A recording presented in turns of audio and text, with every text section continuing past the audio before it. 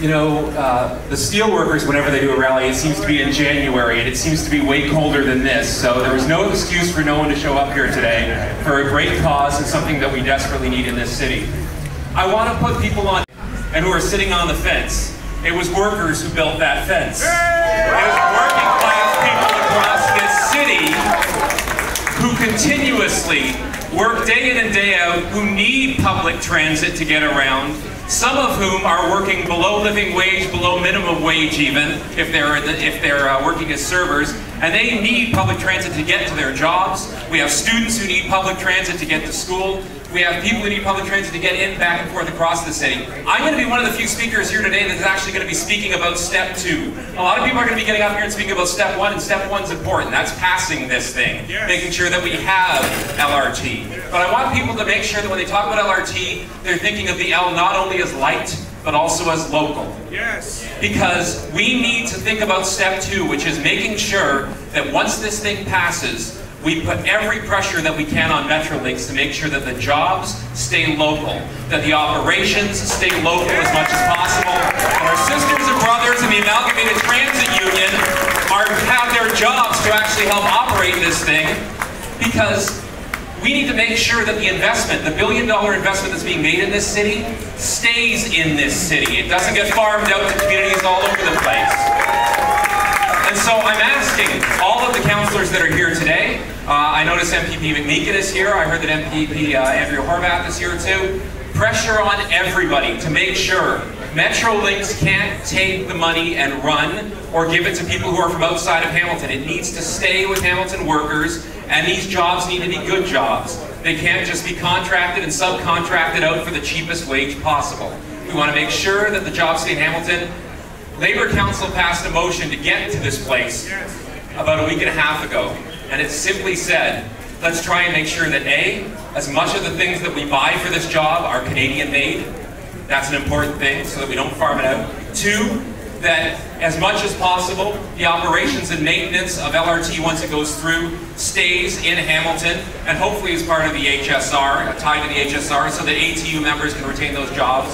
And then 3, we make sure that as much as possible during the construction of all of this, and we've seen articles in the paper over the last few days about how important it is for our infrastructure, that as much as possible those jobs stay in Hamilton too for the construction. I'm going to pass it off to my brother Mark Elliker, who's going to talk a little bit about how he's involved in the construction trades. They've got 10,000 alone. Labour Council represents 50,000 unionized workers across this city. If we have to fight this every step of the way, we're going to. So I'm going to ask you to put your hands together for Mark, and he's going to give you a little perspective from the building trades. Good afternoon, everyone, citizens and brothers and sisters in the audience as well. It's a privilege and an honor to be here and supporting the LRT, and I first of all would like to thank all the LRT supporters that came out and made this happen.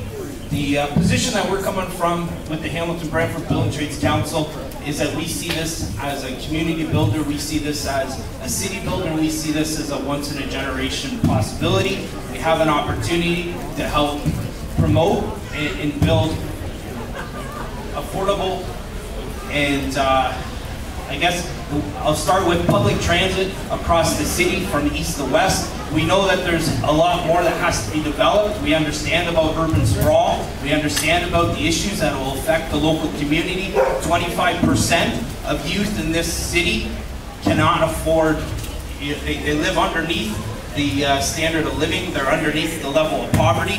What I can see as a transitional position is to develop this LRT to then help develop and further develop the inner core of downtown Hamilton, which will bring sustainable jobs. It'll bring opportunities for future youth. I had the opportunity and privilege to sit in the chamber and listen to the pros and the cons. And one individual, young gentleman, came forward and he spoke, and he was at about the age of, I put around about 11 years old or 12 years old, and he put it in the best perspective that I could see. And as I listened to both sides, his perspective was, this is for the future generation, this is for the future climate, this is for the future city.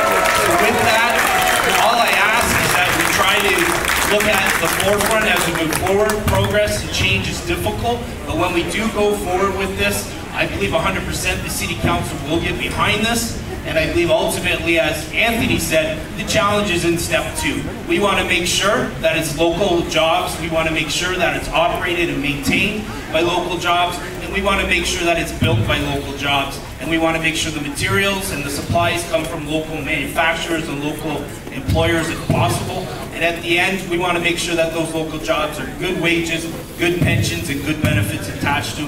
Thank you very much, and thank you for coming out. Thanks, Martin. One last thing I want to say is this, and everyone knows this, and I'll be the first one to raise the specter of this. I'm not afraid to be somebody who raises specters when I have to. It's about 1.5 years till the municipal election, folks. Anybody who gives away 2,000 to 3,000 jobs in Hamilton and decides just to give them away deserves to be called on it. And so let your councillors know no matter what ward you are from. Let them know we want those jobs. Let them know we want them local. Brothers and sisters of Hamilton, we stand with you.